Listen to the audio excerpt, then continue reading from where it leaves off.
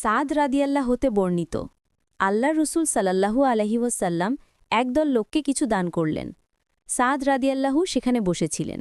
সাদ রাদিয়াল্লাহু বলেন, আল্লাহর রসুল সাল্লাল্লাহু আলহি ওয়াসাল্লাম তাদের এক ব্যক্তিকে কিছু দিলেন না।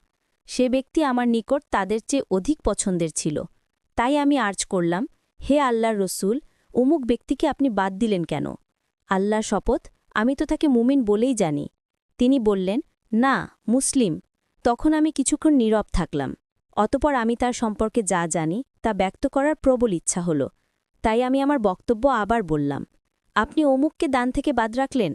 আল্লাহর শপথ, আমি তো তাকে মুমিন বলেই জানি। তিনি বললেন, না, মুসলিম। তখন আমি কিছুক্ষণ নীরব থাকলাম। তারপর আমি তার সম্পর্কে যা জানি তা ব্যক্ত করার প্রবল ইচ্ছা হল। তাই আমি আবার বললাম, আপনি অমুককে দান হতে বাদ রাখলেন? আল্লাহর শপথ, আমি তো তাকে মুমিন বলেই জানি। তিনি বললেন, না, মুসলিম। তখন আমি কিছুক্ষণ চুপ থাকলাম। তারপর আমি তার সম্পর্কে যা জানি তা ব্যক্ত করার প্রবল ইচ্ছা হল। তাই আমি আমার বক্তব্য আবার বললাম। আল্লাহ রসুল সাল্লাল্লাহু আলাইহি ওয়াসাল্লাম পুনরায় সেই একই জবাব দিলেন।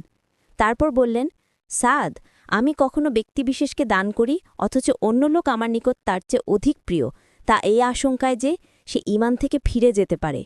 পরিণামে সে আল্লাহ তাআলা তাকে অধোমুখে জাহান্নামে নিক্ষিপ্ত করবেন। এ হাদিস ইউনুস, সালেহ, মাআমার এবং জুহরি রাহিমাহুল্লাহের ভ্রাতুষ্পুষ্ট জুহরি রাহিমাহুল্লার হতে বর্ণনা করেছেন। যধার 478, মুসলিম 1, 68 হা 150, আধুনিক প্রকাশনী 26, ইসলামী ফাউন্ডেশন 26, সহি বুখারি 27, হাদিসের মান সহি হাদিস।